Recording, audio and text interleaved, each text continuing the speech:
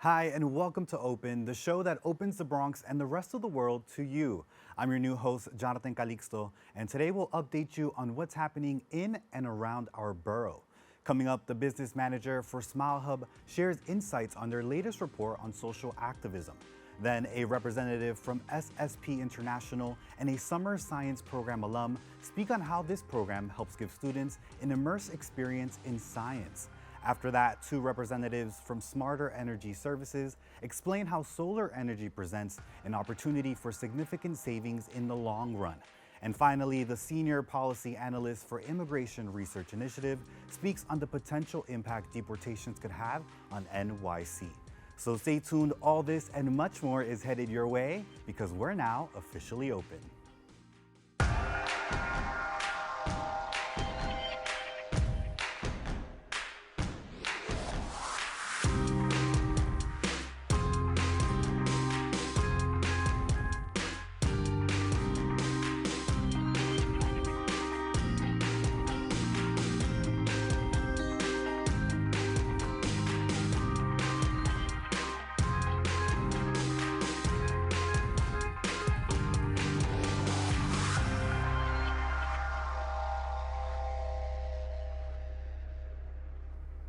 Hello, everyone. I'm Jonathan Calixto. First and foremost, we would like to take this time and say thanks to former host Kim and Aline for all her hard work on this program. She will surely be missed. Today is Tuesday, February 11th, and you are now watching Open, a program that brings the Bronx and New York City straight to you. Don't forget to stay connected with us via social media at BronxNet TV. SmileHub is a nonprofit tech company that uses data to rate charities and provides resources for donors. Their recent report focuses on the best charities for rights, activism, and the best states for social activism in 2025. Joining me now to discuss this report is Luke Powers, the business manager for SmileHub. Thank you for joining us, Luke. Thank you for having me, Jonathan. Yeah, so obviously I shared a little bit about SmileHub, but give us a more insight into what SmileHub is. So, as you said, SmileHub is a nonprofit tech company that uses data to rate nearly 300,000 charities using our proprietary SmileHub rating, which distills key metrics such as revenue growth, management expenses as a share of total expenses, and fundraising productivity into easy to understand categories. Our platform provides resources that make it easy for donors to find more information and maximize the impact of their donations to causes and charities that align with their values and interests. Yeah, when you talk about that word of impact as well, how does it also impact people's lives? So, big question, right? Smile Hub was inspired by uh, seeing the charity model not having a significant disruption in many years. So we wanted to add simplicity and transparency to the way people donate, who they donate to. We have big aspirations to democratize charitable giving and be a destination to manage your charitable donations in one spot. And more importantly, we've done the research on all our listed charities. So you can be confident that every dollar you're donating is having the most impact for charitable causes that you choose. And we're just at the beginning of our journey and aim to continue adding features as we grow that allow people to truly maximize their donations and really help those who are helping others. Yeah. And obviously, when we talk about impact, there's also a lot of research data. There was a recent study as well on social activism across all 50 states. Can you tell me a little bit more about what inspired that recent study? Absolutely. So on Smile Hub, we actually have 17 different categories for charities. And we like to put out these reports to highlight those different segments to help these charities out and really highlight where grassroots efforts, civic engagement, and advocacy for this specific report are thriving and where they need more support. Given the increasing role of community driven activism in shaping policies and addressing social issues, Smile Hub aimed to provide a data driven analysis to empower activists, like including identifying which states offer the most supportive environments for advocacy, to guide donors and organizations, raise awareness, and shed light on regional disparities in activism and civic participation, and encourage engagement, inspiring individuals to get more involved in causes that matter in their communities. Yeah, when you talk about providing as well that transparency, in a sense, for donors, what would you say are some of the metrics you use to conduct this study? I know you mentioned there's about 17. Absolutely. So it was 15 key metrics here across three categories, which include community support and engagement, legal protection and education, and labor and household.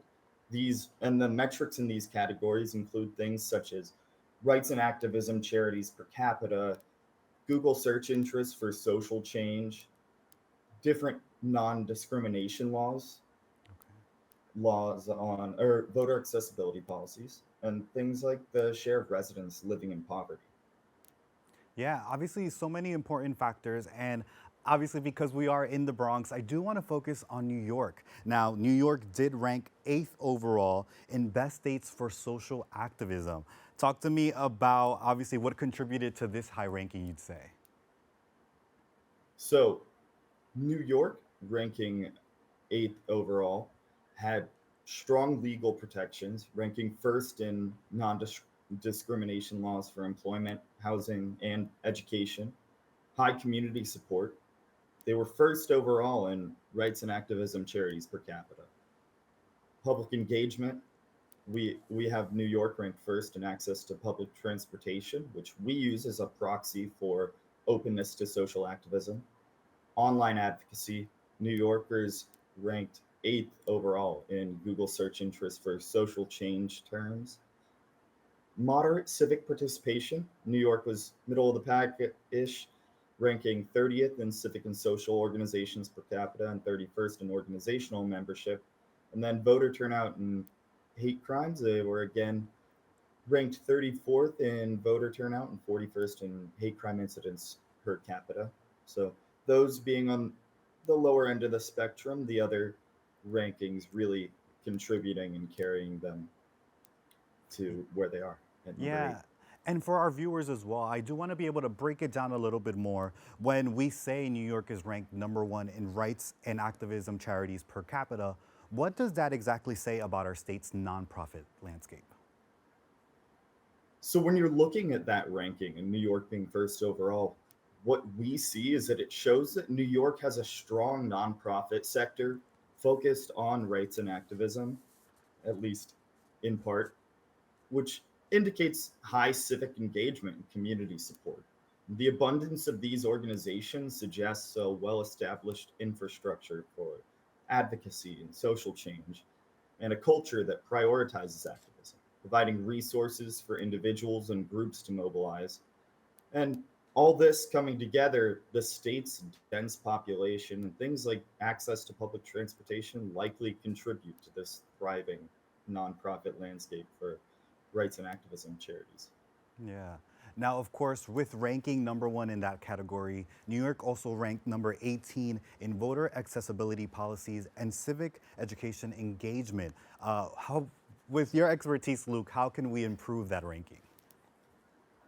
So, New York could improve with its voter accessibility policies by expanding early voting locations, simplifying absentee ballot processes, and improving voter registration outreach, and an increasing civic and education engagement that may involve integrating more robust civics courses in schools, funding community programs that promote civic participation, and making voting resources more accessible, especially for young and marginalized communities. Now, when we do look at the study across all 50 states, any surprising findings on your end, Luke? So, I will note this is the first year that we've done this study, so I can't necessarily compare trends, but I could point out one surprising thing to me was that Colorado ranked fifth overall, and their surrounding states were mostly middle of the pack. But the other thing's not so surprising. You got a lot of the Northeast and a lot of the West Coast in the top states, along with a handful of the Midwestern states. And for our states, of course, that are maybe in the lower ranking when it comes to certain categories, what would you say they could start doing to improve those ratings? So I can give you something like the lowest ranked states. We have Mississippi, Alabama, and Arkansas at 50, 49, 48. And they have things like high poverty rates and weak legal protections, low community engagement, low voter turnout, and fewer activism charities. So they could focus on increasing those legal protections for marginalized groups, working on increasing voter participation and community engagement. And that may involve more people stepping out there and starting these charitable organizations and really just protecting the rights that people have to uh, protest, expanded civic education. There's a lot of different little improvements that can be made in this world to help these states. Yeah, I think with what you're mentioning too about so many different initiatives that can support in making a state's ranking increase, I know that grassroots organizations play a significant role as well. What would you say, how important are they to a social activism score for some states? So if we were to look at these civic and social organizations, I think having more of them is likely to increase the number of people who are interested in civic participation, right? Interested in going out to vote or helping these other rights and activism charities. So I would say they're important in just getting the community together and really driving everyone around them to participate more in in ac- activist events.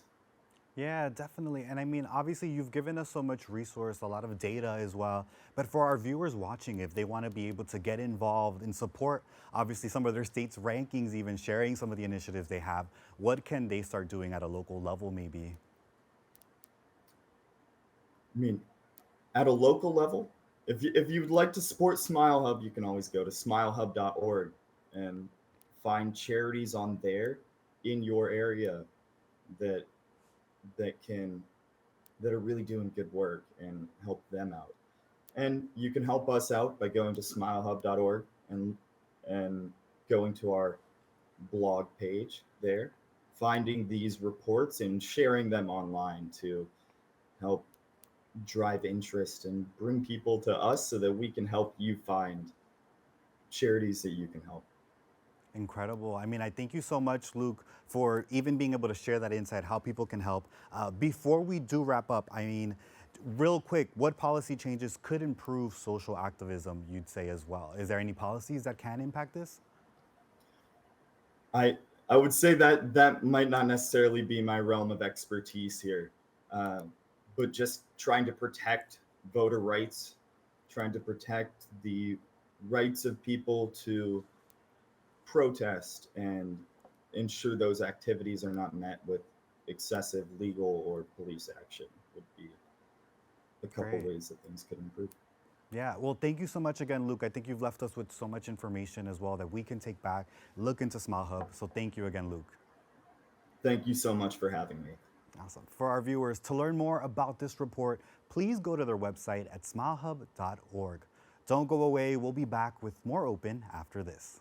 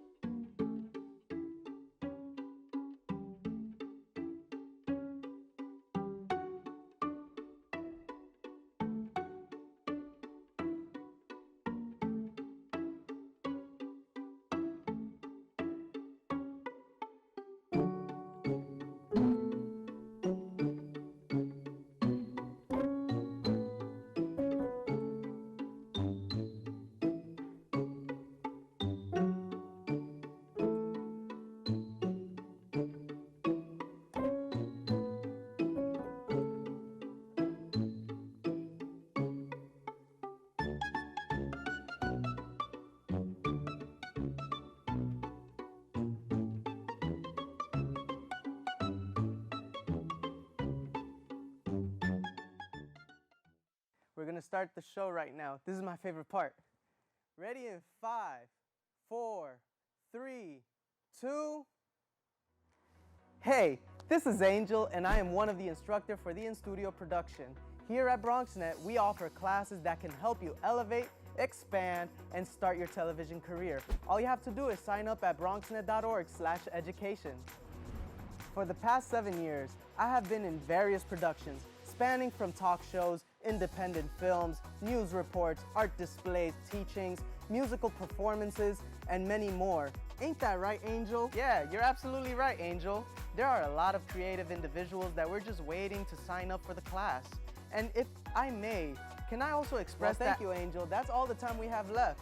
Visit bronxnet.org/education and become a producer by taking the course. The class I offer is also in English, en español y también bilingüe. Nos vemos en la próxima clase. SSP International is a nonprofit that's on a mission to provide students with immerse and transformational opportunities, to learn, do, and belong in the world of science. Joining me now to give us more of an insight is an alumni of the program, Anushay Anjum, along with the Vice President of Academic Affairs of SSP International, Mike Manzella.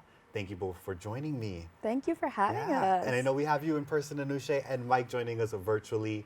So Mike, to get us started, talk to me a little bit more about the program of SSP International.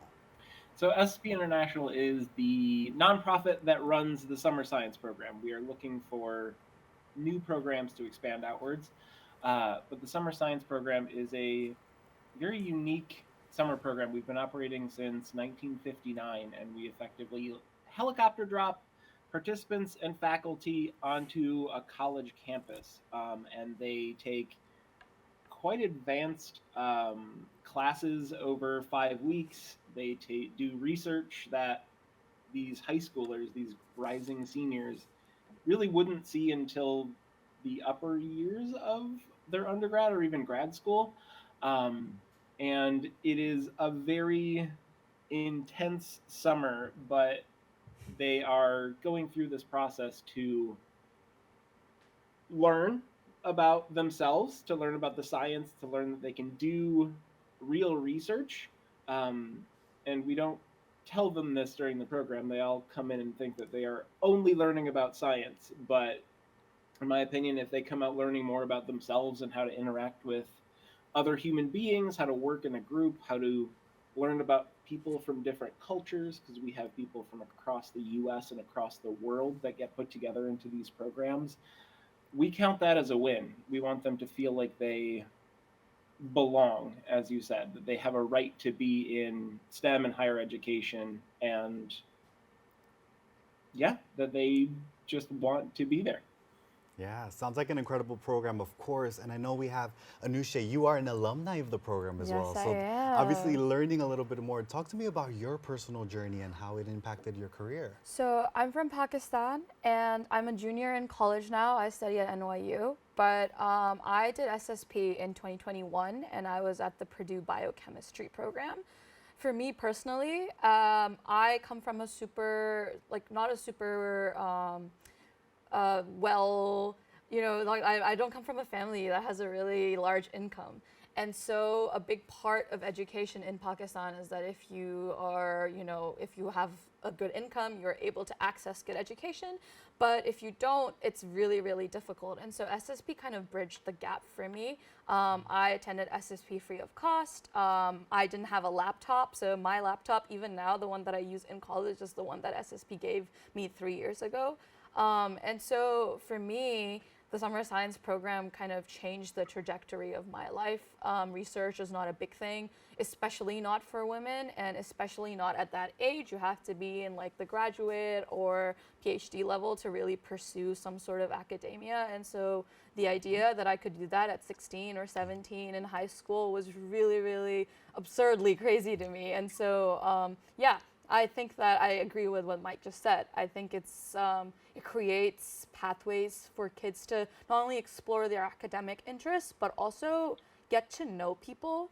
I learned a lot about myself, and I learned how to be self-confident. I got a lot of self-esteem out of SSP because I was finally around people who were like me, who were, for lack of a better word, who were just nerds, who like talking Yeah. about science and STEM. I mean, and with what Mike was sharing as well Yeah. before, I think it's beautiful that a program comes in and you think you're just going into science, but you're obviously introduced to so many other things.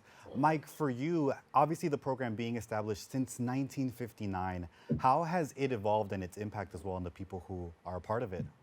Yeah, so the program started in 1959. This was a space race program. This was getting, at the time, more young boys into astrophysics to fight against the Russians at the time. So we started at a small all-boys school. We have now moved ages ago to being split by gender, just to, again, have that melting pot aspect. We became a nonprofit. We recently got a fairly massive bequest, a donation upon death, from an alumni from the 70s, who really transformed what we can do. And we went from running one program of 36 kids to this year we'll probably have somewhere between 16 and 20 programs that we're running. And it used to be just preparing them for science. And I think if the participants didn't become scientists or something at the end, that was a failure. And now we just want people to know that they can do this, whether they choose to or not. We want them to know that they can. Yeah, with that part as well about inspiring people that they can be a part of this. We have statistics that Black and Latinx individuals, especially in New York, have fewer opportunities for an impact in their education and career path as well. What are some of the ways that you're doing, kind of breaking those stigmas that we have here? Yeah, so those are a thing. There are efforts to fix that at the local level, which I think will have broad-reaching impacts. Those are fighting against decades of established kind of precedents on who belongs in STEM and who has the advantage of taking these courses. Advocate, do the job of putting in the work, and I know that there are people doing that and taking micro steps, grassroots efforts to make more advanced courses available. But programs like SSP, they are out there. The Summer Science Program is long running, it's highly rated. It gives people a starting point. It gives them experience with things that they might not have seen. And these are the kids that we want. We want kids that haven't had the opportunity to take advanced classes. Our admissions process is need blind. It's a college-based kind of system for admitting our participants. And we're looking for kids who come in and have good grades. They've done most of what they can at their local school, but then they hit a wall and there's nowhere left for them to go locally, at least easily. And we want them to have that opportunity because we have faith in these kids that they can push past what is available to them. So that's what we're doing as a patch for a system that isn't really set up for this. Yeah, now Anushay, you talk a little bit about your experience. Obviously being from Pakistan, this program introduced you to Python, programming. How did that inspire you now in your career at NYU? Yeah, I mean, I had nothing to do with programming, especially, now in Pakistan, I think there are a lot of different avenues for women to go into tech. But back then, it was a very boy field, and so we had to pick a field at the start of high school, and girls would always go for the pre-med side, and boys would always go for the engineering side, and that was just how it was. So when I went to SSP, I was in the biochemistry program, like I said, and so had nothing to do with programming until fast forward last couple weeks of my time there, we started doing data analysis through Python, and that was the first time I ever programmed, ever. And I realized that I really liked it, and so when I got a full ride from NYU, and I think SSP has a big deal to do with that. I got great recommendations, and I think it really stands out when you talk about it within your college application. And so when I got that scholarship from NYU, I had this ability to take whatever class I wanted to. So I wanted to take a intro to computer science class, and I realized that I really, really, really enjoyed that. Fast forward 3 years later, I'm working at Microsoft next summer. So I think that SSP allows you to explore things that you don't even realize you could have a career in. I think that a lot of my peers and contemporaries who were at SSP ended up doing some form of data analysis or bioinformatics because of their experience at SSP, and they hadn't necessarily looked at it before. So yeah, I think that SSP allows you to understand exactly what you like, because at 16 you're not expected to know everything, right? Yeah, and I mean, I love even that you talk about that aspect of starting a network. You know, not everyone who has been a part of the program supports each other. You're seeing what everyone is doing as well. For you, Dr. Mike, joining us virtually, I want to know, what can people do at a community level if they want to start being a part of these initiatives and start getting access to these items that we're talking about? Google search. There are SSP. Again, I will speak wonders of SSP. There are other summer programs out there as well. SSP has grown. We are still fairly small, and we're working to build that. Speaking of community, which you just mentioned, we have a program called SSP Connect that after our participants get out of the program, especially if they're on financial aid, they get paired in group settings and individual settings with a SSP mentor that helps them through that process. And at the community level, use each other as resources. There is a lot of kind of cultural wealth that is in all of your communities. You know more than you think you do about how these systems work. Connect to people, have conversations. And if SSP can help give a little bit of that cultural capital, we're happy to do it. Yeah, now, of course, if people are watching and they are excited about an opportunity like this, what would you say about the financial part? Is there a financial aid or other resources they can take advantage of? Yeah, so SSP is need blind. I had absolutely no idea what that meant before I started working here. It means that our participants, our students apply to the program. They go through a college level admissions kind of thing with essays and all of that. We pick the kids that we think will benefit the most from the program. And then we go, all right, this is the program fee. What do you need to support that? SSP overall gives a bit of money to cover everybody's costs because our programs cost more than the program fee. But last year, I think we were at about 50% of students getting either full or partial aid. And at ssp.org, our website, there are outlines in the facts of kind of parental household income that can give rise to either full or partial aid. We also give out stipends for our financial aid kids when they get onto campus, so they have some spending money. We also piloted last year and are expanding this year the idea of a lost wages stipend for kids that move away from home and lose the ability to earn income over the summer. Yeah, well, thank you so much for that information, Dr. Mike. And thank you so much, Anushay, for joining us in person and sharing more about your experience. I really appreciate it. Thank you. I really appreciate you. Awesome. Well, to learn more about these programs, please visit their website at summerscienceprogram.org. Stay tuned. We have more open for you right after this.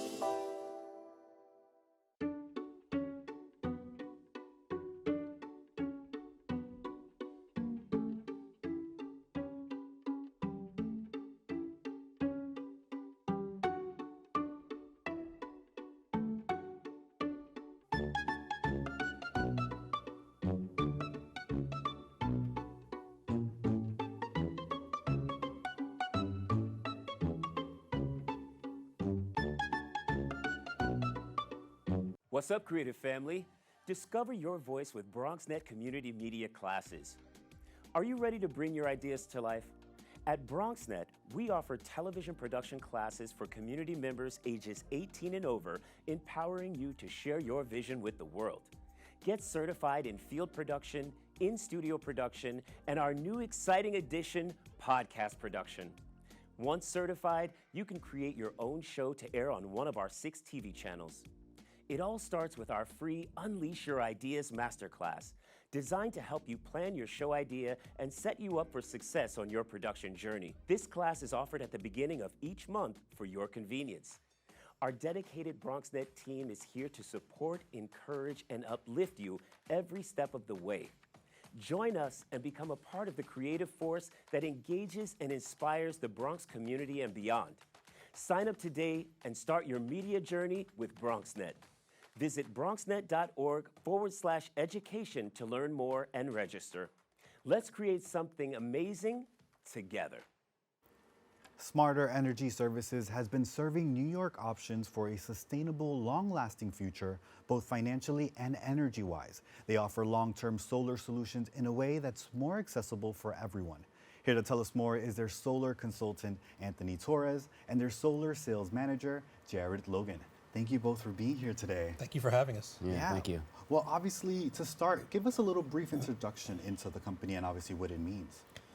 So with Smart Energy Services, a big thing for us is that we want to make sure that the message that's available out there for solar really gets transmitted to all groups. I think a lot of times, unfortunately, people who kind of look like us really don't get the messaging that makes sense. And sometimes, they can get targeted in ways that, don't really serve the community in a way to really spread information that can help them positively. So we want to make sure that we get the message across in that way, and that we also are able to do it in a way that is very transparent. I've been in sales for a long time, and the biggest thing for me is that, my name is worth more than the company I work for, so that I want people to trust in what I'm saying to them. And the only way to do that is to really get the message out there in a way that people can understand and they feel comfortable in absorbing the information. Yeah, now, of course, being around since 2010, what makes Smarter Energy Services, you'd say, different from other energy providers or consultants? Well, we approach the business in a couple of different ways. We work with homeowners in terms of multifamily and single-family homes, but we also work with small businesses as well, which is different than many companies that are out there. We also work with different types of roof surfaces. So there are many in the tri-state area, there are many flat roofs. So we're happy to work on those. And the more traditional shingle roofs, we certainly work on those, even if they are slate or clay tile roofs. And we also do a lot of work in terms of making sure that the home is suitable for solar. So if we needed to do work on the roof or any sort of tree trimming or things like that, we would do that. Something we're also known for is our customized jobs. Okay. So if we needed to do a ground mount or a canopy job, something specialized for your property, we can do that. So we have a lot of flexibility. Additionally, we have community solar options for people, right? So if you're not able to control your property or the roof space on your property, primarily, but anything, we can help you with that. So that applies mostly to, say, renters, be you an individual, family, or a business. Yeah, and I mean, when you talk about obviously consumers, businesses, especially like small businesses as well, when we hear about solar energy or energy, we think about cost. Correct. So how are you making it also saving them energy in the pricing, finances in the long run, how are you saving them, you'd say? So when we do consultations, or when I do consultations, I like to focus on three things, basically. Do we produce all of your energy? Right, that's a big key. Okay, do we save you on month one? Right, that's another key. And the ultimate key, leading to your point, is the fixed price. All right, Con Edison raised rates short of 15% last year, and they just announced they want to do another double-digit increase this year. All right, so you can protect yourself through consistent pricing with solar. So it's not just saving on the month; it's just knowing that your number's there next month, next year, next decade. Yeah, and I was reading, obviously, there is a idea that basically over time it will pay itself off, right? Mm-hmm. What would you Correct. talk about that? How long does that, in a sense, take? Typically, when you look at a normal system for, say, a homeowner, solar, usually the return on investment is usually between years 7 to 8. So people often look at that and say, hey, that's a long time to wait. But realistically, the solar systems that we install, or just in general, are designed to last for, upwards of 30 to 40 years. So, when people say that, I'm like, hey, listen, you're getting a system that's going to last as long as like an 89 Honda. It's going to be there forever. It's going to do what it's got to do. 8 to 9 years down the line is a much better turnaround than just paying the utility month over month and really not seeing anything from it. We want to make sure that just like when you put investments in your home of like building a deck or adding new windows, you want it to mean something long term. What does it really turn into? This more directly correlates the money back into your pocket. So giving people the option so that they understand that there is an investment in some instances, but realistically, like it's going to pay you off in a short period of time. You know, next time you turn around, your bill's going to be just about drastically, dismissed. And just to add to Jared's point, many of our customers that we've presented to, they'll see over the 20, 30 year period a savings of 60 grand or more. Wow. Okay. Yeah. I mean, that's Right. obviously, in a sense, a return on investment, right? When Correct. you're looking up front to do something like this. Now, of course, there is also this concept of smart technology. Talk to me about how that plays a part in as well saving energy for consumers.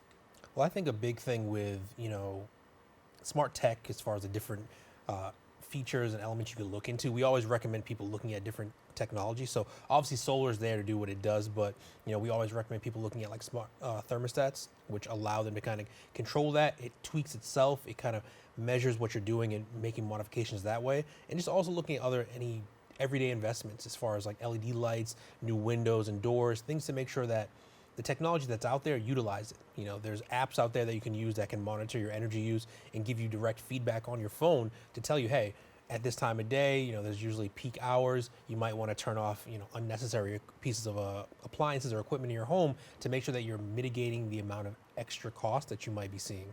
Yeah, you talked about some of these things that obviously we're hearing more about, but there's also AI involved. And when you talk about AI, how is it incorporated into these energy saving solutions, you'd say as well? I know for us, we typically only use AI in small pieces as far as for the work that we do. With the design software that we do utilize when we're creating a person's solar design and their overall proposal, there is AI technology implemented in there to help us come up with a more accurate and more precise design to make sure that when presenting to a customer, they really see the benefits that go along with that. Yeah. Now, of course, we are hearing a little bit about the technology, how it works. Any success stories that you can maybe share with us that you've seen in past clients as well? Well, definitely. I mean, aside from just the rooftop solar, this past summer we actually did a program across the entire city where we went to low to moderate income apartment complexes and helped people enroll for community solar. So with these individuals, they had to be either utilizing like government programs like SNAP or TANF, or be enrolled in like heat or energy assistance programs. For those individuals, when they enrolled, they're going to receive a 20% discount on their Con Edison bills each month for the next 20 years. So it's a huge impact as far as how much we can help them save. We did about a total of about 256 enrollments. 170 of those were actually here in the Bronx. We're looking to launch another program, hopefully by the end of Q1, that'll be able to fit another 150 or so individuals. And then best case scenario, by the summertime, we might have space for another 500 citywide. Okay. And even when you talk about some of these initiatives as well, there are government incentives, rebates that we're seeing that customers have. Talk to me a little about how they can take advantage of it. I know you broke down some of the like SNAP as well, or these like kind of qualifications. Can you break that down a little bit more? Well, so when we walk through, we usually deal more with not necessarily like the SNAP and EAP, but we deal more with, say, here in the city, we're very lucky. So we have the city and the state and the federal government that believe in what we're doing in terms of sustainable energy and clean energy. So Uncle Sam will provide 30% of the system installation costs for that homeowner to be able to subsidize that system. So say, for instance, it's a $30,000 system, you get $9,000 from the federal government. As a tax credit. As a tax credit. On top of that, the state gives you a tax credit that's capped at $5,000, so it's in addition to that. All right, so under that same model, you have a $30,000 system now that is costs $21,000 from after the Fed, and then $16,000 after the state comes in. So you see how they help you subsidize the cost of that. The city then helps you save with your property tax, which is something we really like to highlight with our homeowners. It's a big source of savings. So the city does similar to what the federal government does. They look at 30% of the cost of the system. All right, so in the same example, you get a $9,000 property tax reduction on a $30,000 system, and that gets broken into 4 years. So people save, in that example, a little over $2,200 a year for 4 years. Yeah, and when we obviously hear about these government incentives, there's also a utilities savings program. What does that look like for a consumer that wants to look into this as well? Well, the utility savings programs, how those kind of work out is like you have EAP, which is Energy Assistance Program, or HEAP, Heat Energy Assistance Program. So those are definitely something that individuals should look into no matter what. You know, we always recommend going to your regional clean energy hub. We actually work with the Queens and Staten Island one currently, and we're working on getting implemented with the Bronx and Brooklyn one. But individual homeowners, renters, co-op owners, they can easily apply. It's free to apply. It's income based, and if they do qualify for it, they get direct discounts on the utility bill, and then that also correlates to when we do our community solar programs, like the one I mentioned earlier with the low to moderate income. If people are part of those programs, they automatically will qualify for the higher percentage discount through the community solar programs that we do offer. Okay. Now, obviously, when we talk about finances, we talked about smart technology. Things are kind of shaping, evolving every time. What trends do you see that are going to be coming up that are, in a sense, shaping energy efficiency? Well, I think a big thing is that, you know, especially nowadays, whenever you go to like a Best Buy or, I mean, I was going to say Sears, but that shows how old I am. But, you know, you see all the appliances out there now are Energy Star rated. You can get windows that are Energy Star rated. I had a family member that recently bought a much older home, had to do full renovations, so new roof, new windows, new installation.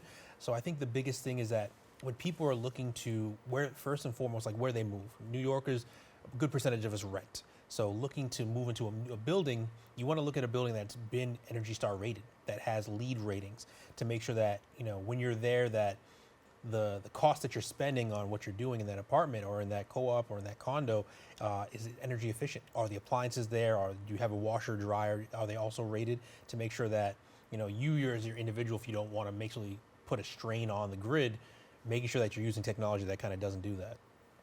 Yeah, now, of course, before we wrap, Anthony, anything you would give people advice as well if they're looking into becoming more energy conscious in their daily life? Well, just to build on some of the things that Jared said in terms of, you know, taking advantage of what the state regulatory authority, NYSERDA, provides for people in terms of funding to be able to make your home more efficient. Your local utility will do that. So Con Edison has solutions for people to be able to help them be more efficient in their homes, insulate their homes, things along those lines. Providing LED bulbs, making sure that you change your filters, and your HVAC systems and things along those lines. So again, those are resources that are out there that are free and that we're being incented to take advantage of. Yeah. Well, once again, thank you so much, Anthony, Jared, for just sharing more about the organization, of course, and how we can learn more. Okay. Thank you. All right, Jonathan. If you are interested in learning more about their services, please visit their website at smarterenergyservices.com. We have to take a quick break. We'll be back with more Open after this.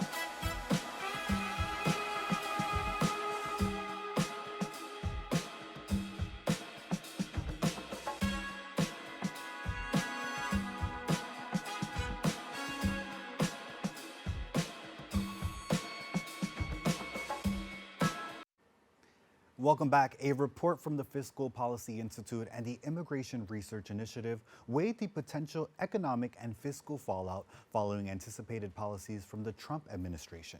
Here to tell us more about the potential impacts is the Senior Policy Analyst for Immigration Research Initiative, Shamier Settle. Hi, thank you for being with us here today. Thanks so much for having me. Yeah, now of course I want to get into it a little bit more. This is a topic obviously that is very top of mind for many New Yorkers, Bronxites. Right. Talk to me a little bit about the Immigration Research Initiative. Yeah, so we are a nonpartisan, nonprofit think tank focused on economic and social, cultural integration of immigrants in the United States. We're based here in New York, but our work looks at telling the story of immigrants across the U.S. Yeah, and like I mentioned, obviously this is a topic that we've been seeing on all the headlines as well. To get an understanding, can you give us an overview of the immigrant population in New York City and also when we talk about statewide? Yeah, sure. Well, we know that immigrants are a really vital part of the New York State economy. And here in New York State, there are 4.5 million immigrants. In the city, we have 3.1 million immigrants. Of those, 1.2 million are non-citizens. These are people with temporary protected status, green cards, asylum seekers, people on humanitarian programs for like Afghanistan, Cuba, Haiti, Nicaragua, and Venezuela. And we know that throughout the state, there are 670,000 immigrants who are undocumented. Yeah, now of course your team has been looking closely at some of the economic impacts of obviously these immigration policies. When you look at that, what are the most urgent concerning ones you'd say right now? Yeah, so we've heard so much from the new administration about their deportation regime, and the consequences of those would be really significant. Immigrants are people, and deporting immigrants would be a significant fiscal cost to the state and local government. So those most at risk are throughout many parts of our economy. I'm sure we can dig into that more. But yeah, we stand to lose a lot of state revenue from people not being here and not paying taxes. Yeah, I mean, you do mention a little bit of that impact that it will have, those statistics. Can you break that down for us now for sure? Yeah, sure. So what we found is that undocumented New Yorkers pay $3.1 billion in 2022 in state and local taxes. That's a really significant contribution to our society. And, I might say that's actually more than a lot of the top 1% pay in taxes, right? Like these are people who are here working alongside U.S. citizens, New Yorkers, that are paying taxes and doing their part. So deporting people is not a cost savings. It costs a lot of money to initiate something as massive a plan as this. And these are people who are here and working and paying taxes, so that would be a loss in our revenue. Even if 10% of undocumented New Yorkers were deported, we found that would cause a loss to New York State of $310 million.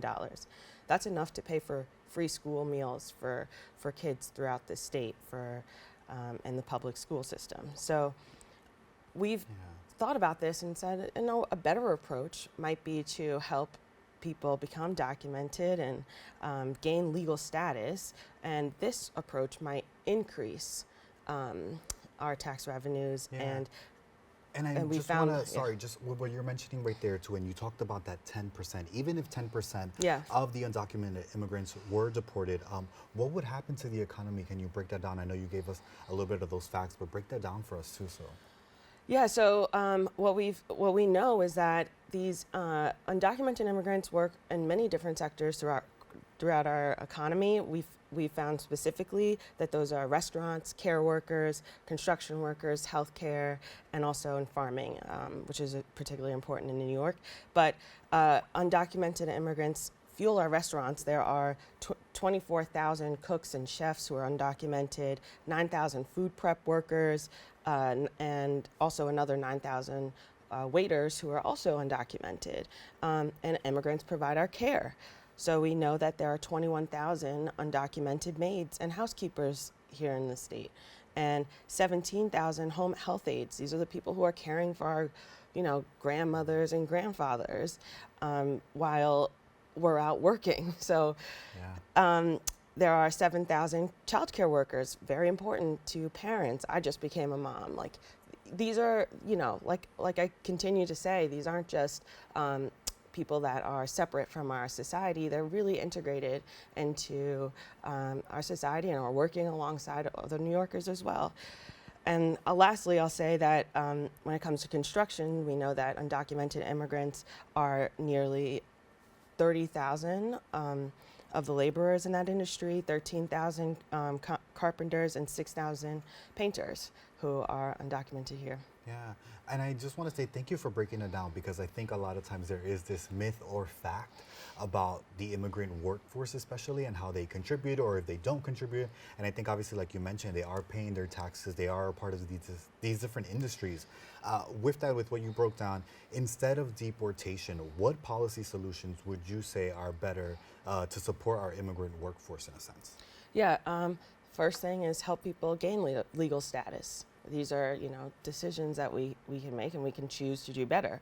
And when we do that, we know that it would be a benefit to our economy. Instead of losing undocumented immigrants who have paid $97 billion in taxes in 2022, we can make it so that they gain legal status and pay even more, so that they, when they're properly authorized to work in this country.